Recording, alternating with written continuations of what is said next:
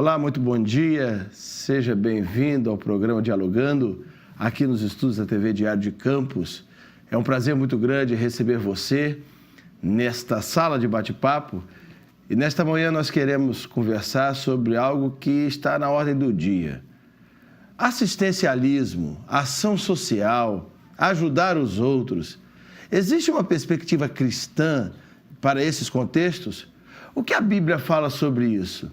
O que a teologia, que é a reflexão do contexto bíblico, fala sobre esse assunto?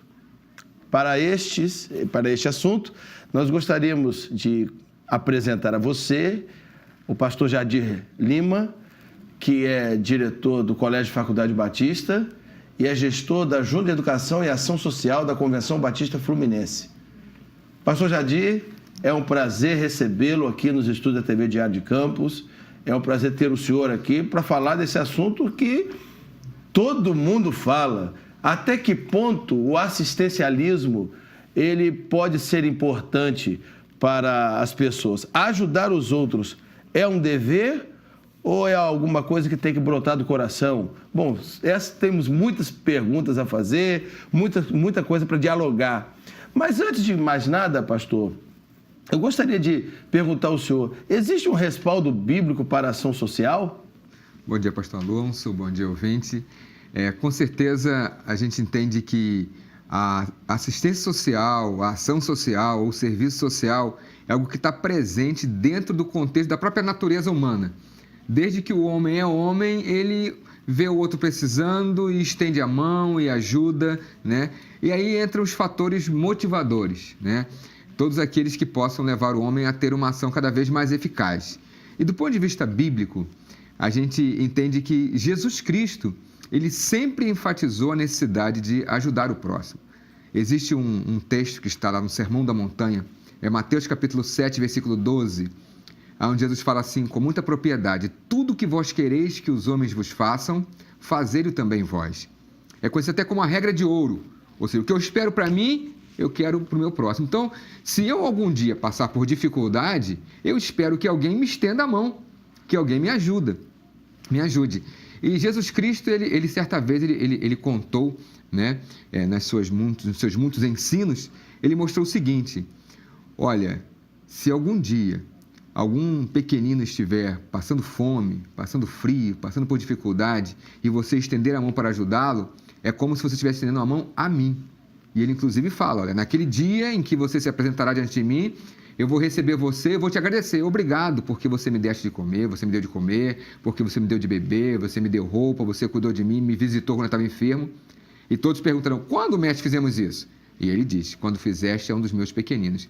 Então, a Bíblia estimula isso, do Velho Testamento também, o Novo Testamento, Jesus estimula isso, e o cristianismo como um todo ele está construído em cima dessa base, desse princípio, de cuidar uns dos outros. Daí vem até, inclusive, a grande máxima do cristianismo, né? Que sintetiza todos os 10 mandamentos, sintetiza toda a filosofia cristã, que amar a Deus sobre todas as coisas e amar ao seu próximo como a ti mesmo. E, em relação a isso, aí a gente tem essas 3 diferentes áreas, né?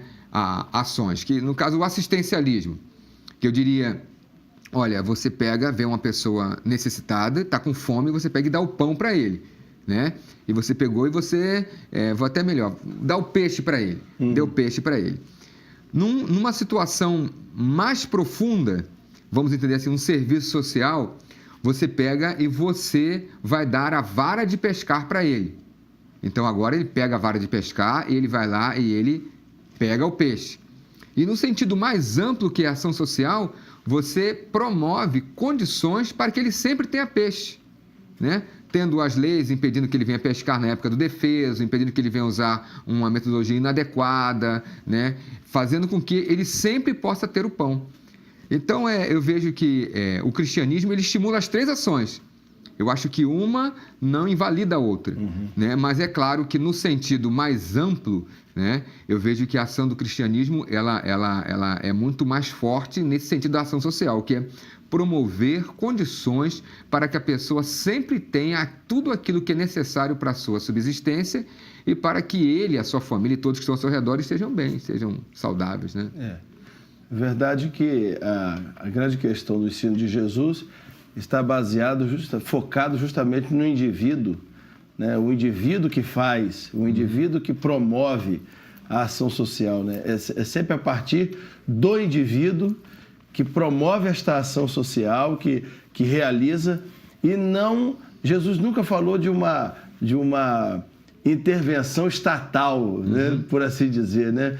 O Estado que promove o bem-estar social, não, mas é indivíduos que ajudam outros indivíduos a conquistarem por si mesmos, a vencerem por si mesmos, a lutarem pelos seus próprios ideais, né? Dentro desse contexto cristão aí, sim. Conforme o senhor falou. É interessante essa expressão, ensinar a pescar, né?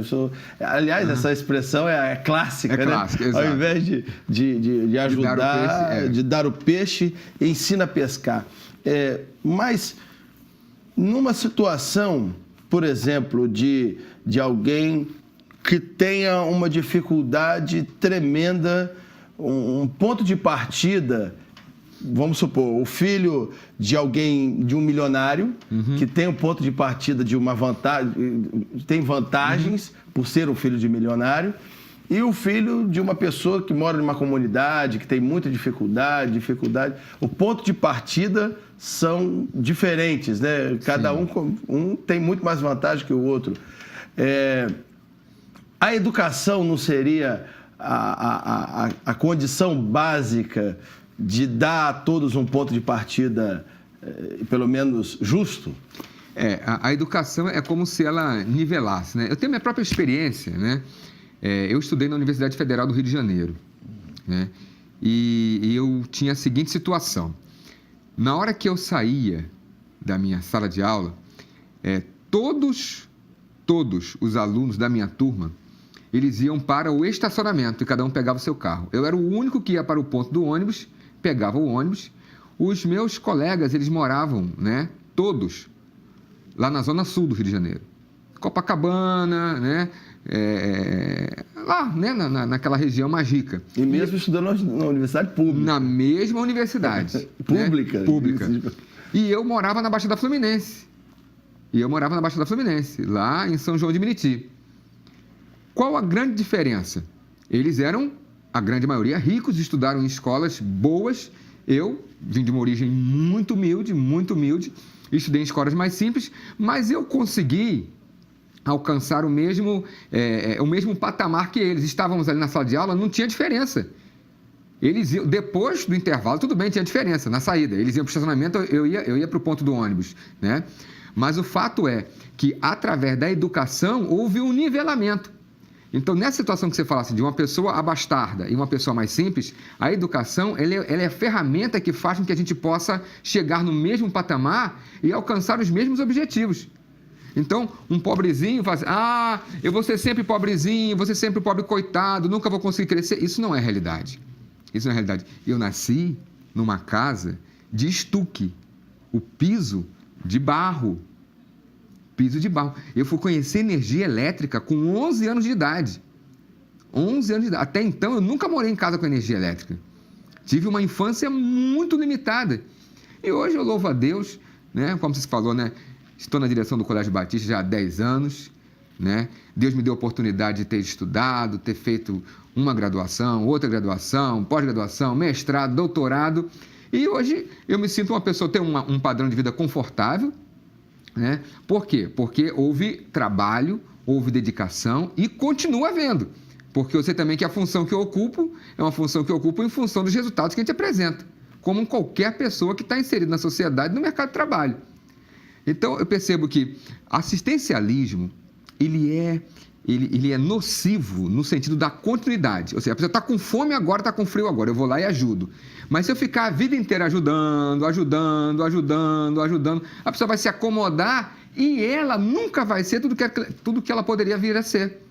Ela vai ficar acomodada, ela vai ficar ali naquele mundinho dela, sempre quem vai me dar aqui? Eu quero aqui, né, uma cesta básica, eu quero aqui um leitinho, eu quero aqui uma fralda, eu quero aqui isso. Vai ficar a vida inteira nisso. Quando o ideal é você estimular a pessoa para a pessoa decolar. É esse o projeto que a Junta tem.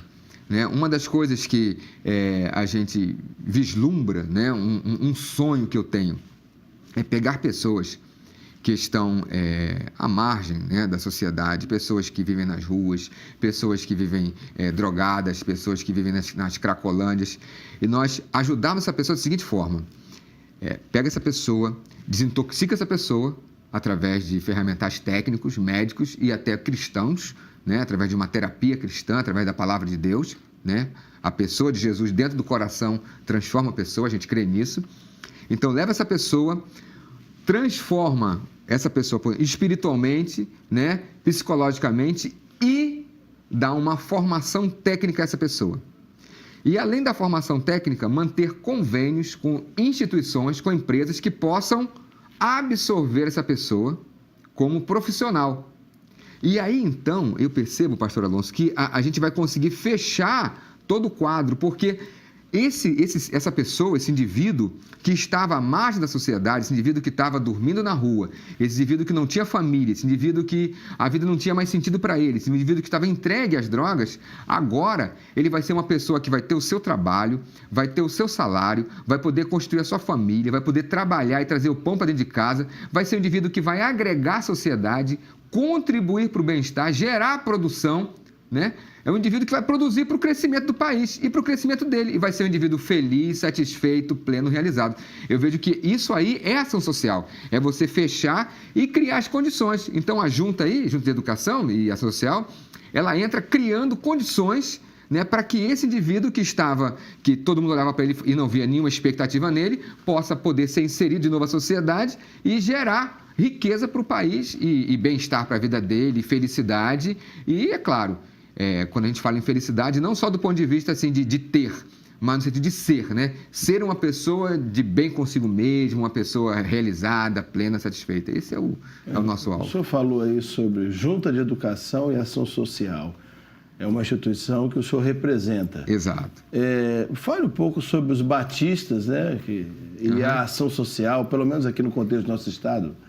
Pastor. Olha, a Junta de Educação e Ação Social, que a gente chama de Junedas, né, é a junta que é mantenedora do Colégio Batista.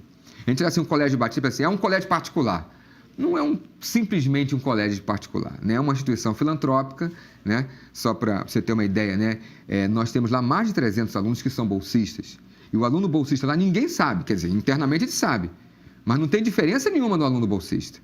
Tem aluno lá que paga o preço cheio e tem gente que não paga nada, né? E são muitos alunos, conforme dizem, em torno de uns 300 alunos. E a gente investe nesses alunos esperando que ele cresça e alcance seu objetivo, que a gente quer, ser uma pessoa de bem na sociedade, né? A junta, ela não tem somente o colégio. Ela tem também, hoje, um lar batista, que fica lá em Niterói. Esse lar batista, nós atendemos hoje 56 idosos, né? 56 idosos, e eles ficam permanente, de forma permanente lá, né? O dia inteiro lá, internados mesmo. Nós atendemos nas suas múltiplas necessidades, né? Com toda uma equipe multidisciplinar, com médico, psicólogo, fisioterapeuta, terapeuta ocupacional e tal. E durante o dia, nós temos atividade com as crianças no contraturno, né? A criança está na escola pública, né? E de manhã. Então, à tarde, ela tem atividades esportivas, atividades de reforço escolar, atividades espirituais também, né? Sempre colocando também a pessoa de Jesus. Só que a junta, ela representa hoje um total de 1.573 igrejas que estão dentro do estado do Rio de Janeiro, a antiga Guanabara, né? E essa junta, ela quer ser um meio para viabilizar os muitos projetos sociais que as igrejas já desenvolvem. Porque a Igreja Batista, desde que ela surgiu aqui no país, no Brasil, ela sempre trabalhou a parte espiritual e a parte social. Sempre, sempre, sempre. Os missionários norte-americanos, quando eles vieram aqui, eles sempre trouxeram uma igreja e uma escola, entendendo que a educação é ferramenta para crescimento e para desenvolvimento. Então, somou essas duas coisas. Desde os primórdios, sempre foi assim. Aliás, isso é uma coisa do protestantismo, né? Sim. Eu estou falando batista porque sou batista, né? Sim, Mas com certeza o princípio, né? A base fundamental do protestantismo é levar o indivíduo a ser tudo aquilo que Deus deseja para ele, ou seja, a restauração integral do indivíduo, levar o indivíduo a ser, alcançar o seu potencial máximo, né? E daí com isso você tem, né, perdoa assim ficar comparando, né, pega a sociedade brasileira e pega lá, né, a sociedade norte-americana. E você vê que tomou caminhos diferentes. A colonização foi diferente, tomou caminhos diferentes, e o que caracterizou muito o crescimento e desenvolvimento da sociedade norte-americana foi a presença do viés protestante, que estimulou as pessoas a um crescimento, a um desenvolvimento, a melhorar de vida, né? Aquele famoso sonho americano, que na verdade é um sonho que começa aqui, mas que termina lá no céu, né? Então eu começo a trazer o céu para aqui, né? Para trazer as coisas boas do céu para a minha vida, né? Para o dia a dia. E aí nesse aspecto, a Junedas, né, que é essa Junta de Educação e Ação Social, ela tenta aproximar as igrejas e viabilizar as igrejas a desenvolverem grandes projetos. As igrejas já fazem, pastor, trabalhos individuais. Eu sou pastor de uma igreja, a Igreja do Parque São Caetano. De vez em quando nós temos projetos pontuais, né? Projetos onde a gente leva médico, a gente leva dentista, a gente leva assistente social, advogados, e atendemos a comunidade, né? Certamente, né, a igreja que o pastor pastoreia também, né, Vera Cruz também faz esse tipo de trabalho. A gente tem trabalho de geração de renda, de treinamento, trabalho de, como é que eu posso dizer assim, de acompanhamento, a comunidade, servindo a comunidade. Toda igreja tem, toda igreja batista, difícil aquela que não tem um projeto social. Só que a Junedas pode viabilizar para isso ficar muito maior, porque vai juntar as forças e a gente vai conseguir realizar algo maior ainda, né, promovendo esse bem-estar e essa restauração do homem como um todo. Pastor, nós temos aqui as últimas notícias do nosso país. Aliás, duas notícias que eu gostaria de comentar com o pastor. A primeira, que, aliás, não foi aprovada, mas havia uma lei na Suíça, por exemplo, em que cada um poderia receber cerca de 9 mil reais, né, fazendo uma comparação com a nossa moeda. E os próprios suíços não aceitaram isso, porque na consciência deles ia gerar um povo que não gostaria de produzir nem trabalhar. No nosso país agora, nós tivemos aí a notícia de um rombo de bilhões. 2,6 bilhões. Para ser mais exato, Bolsa Família. 2,6 bilhões no Bolsa Família. Até que ponto essa ajuda do Estado para a promoção do indivíduo, até que ponto isso não pode ser pernicioso, até que ponto isso é importante, o Estado intervir nessa questão social? Na opinião do senhor, qual seria o papel do Estado na assistência social? Eu vejo que o que a Junta quer realizar é o que o Estado deveria realizar. Porque, às vezes, eu entendo assim, esse sentido de ajudar o próximo é individual, com certeza. E aí o indivíduo, ele tem ferramentas, mecanismos. E aí o Estado seria um mecanismo para que indivíduos possam desenvolver isso. Um mecanismo. Porque o Estado em si, ele... como é que fala? Ele acaba trazendo os benefícios para si próprio e não para a sociedade como um todo. Lamentavelmente, não deveria ser assim, mas isso acaba acontecendo. Então, são muitos recursos que acabam sendo gastos e até desperdiçados dentro dele mesmo. Já visto a quantidade de rombos e obras paradas e o desperdício que há, a má administração que há. E não é coisa específica do nosso município, nem do Estado, mas do país como um todo, né? A gente percebe isso. Mas o que eu entendo assim como sendo o papel? Vamos imaginar uma coisa. No nosso próprio corpo, se você quer que o músculo se desenvolva, você vai treinar aquele músculo, você vai preparar e você tem que... o músculo, ele cresce. Ele cresce porque ele foi forçado. As fibras foram quebradas e o músculo veio a crescer. Isso dói. Isso dói.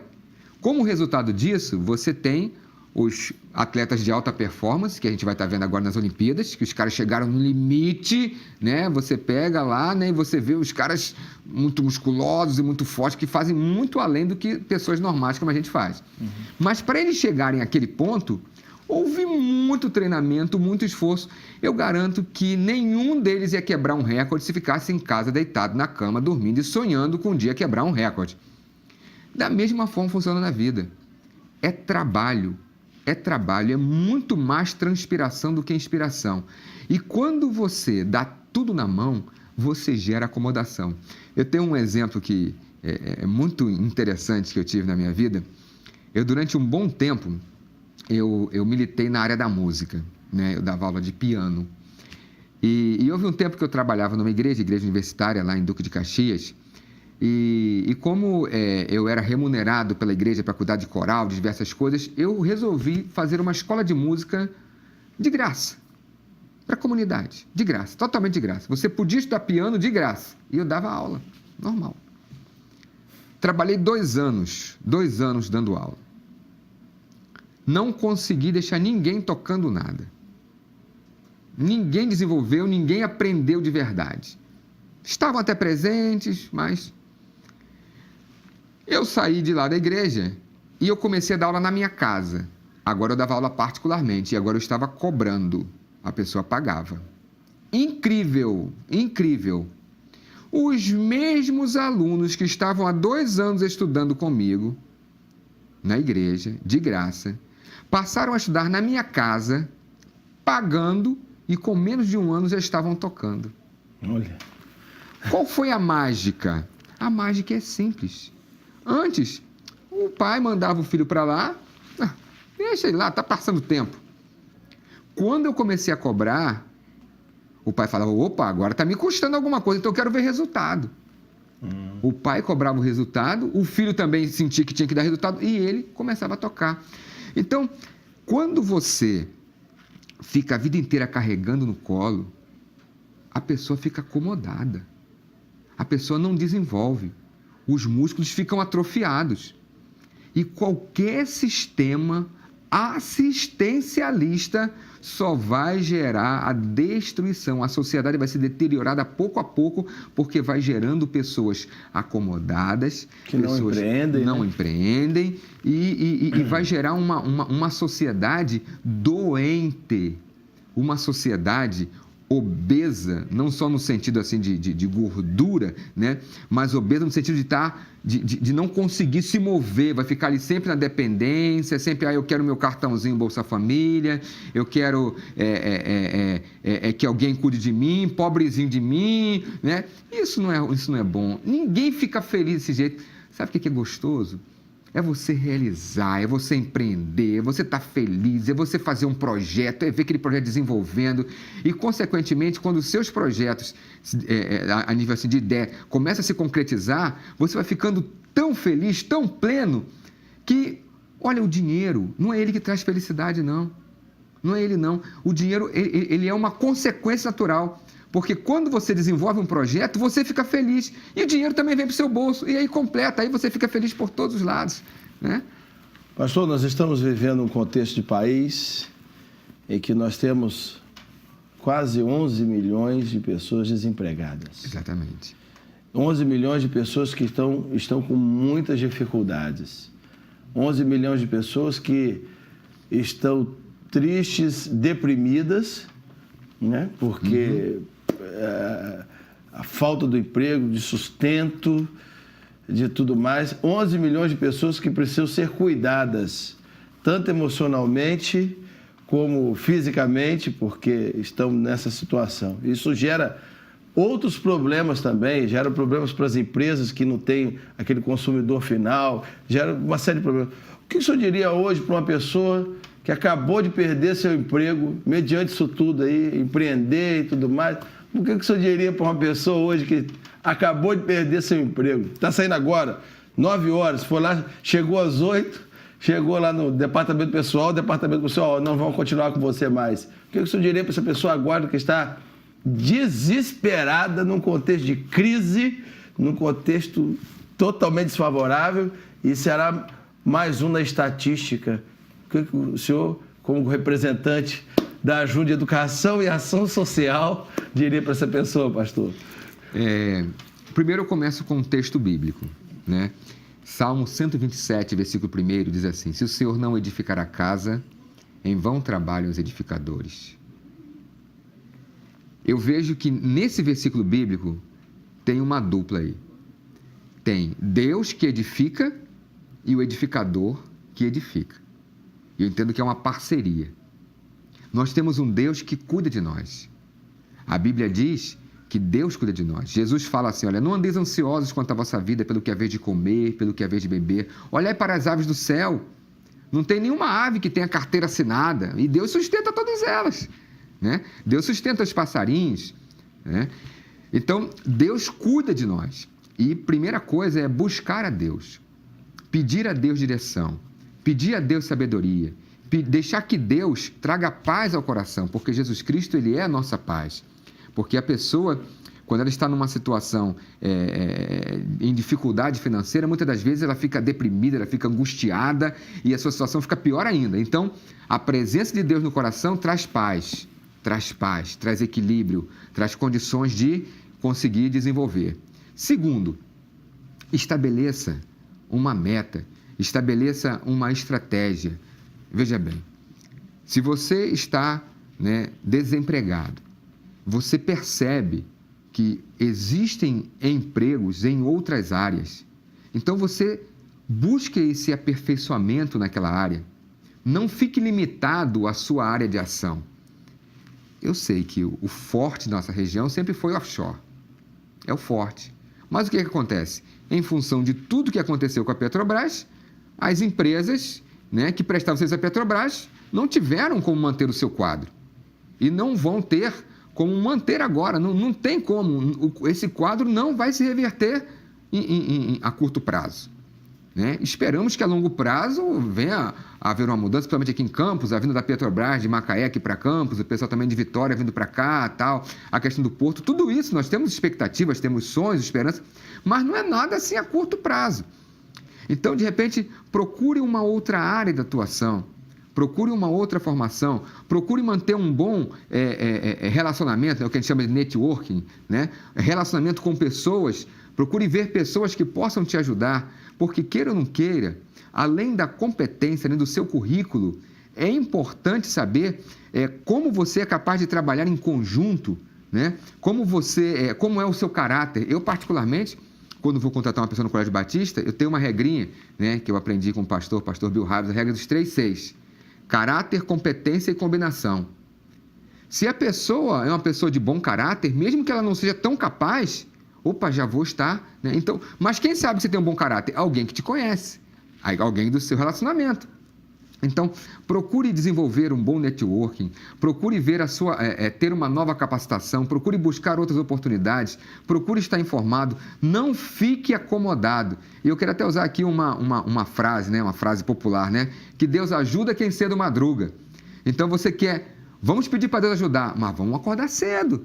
Não vamos ficar de pijama acordando meio-dia, não, achando que está de férias, Não vamos ficar, vou esperar acontecer, não fica esperando acontecer, não.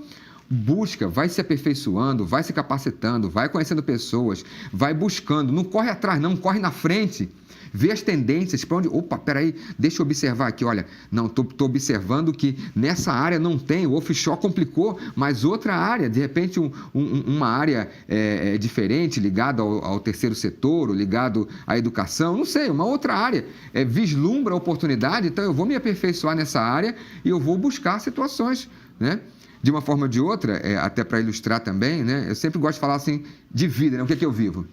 Eu tenho 2 áreas que são muito assim, parece até áreas que brigam entre si, Eu sou engenheiro e eu sou pastor, Eu sou formado em teologia, bacharel em teologia, São 2 áreas que eu milito nas duas e eu estou nos 2 campos. Lá no Colégio Batista, o que eu sou? Lá eu sou administrador, eu sou engenheiro de produção, mas eu também lá desenvolvo meu pensar teológico e desenvolvo ações ligadas à teologia. Então, eu entendo assim, vamos buscar variedade, vamos atuar em áreas distintas e vamos buscar soluções. Pastor, muito obrigado pela sua presença conosco. Estamos chegando ao final do programa Dialogando, agradecemos a você que nos prestigiou com a sua presença aqui. Deus abençoe e um bom final de semana. Tchau.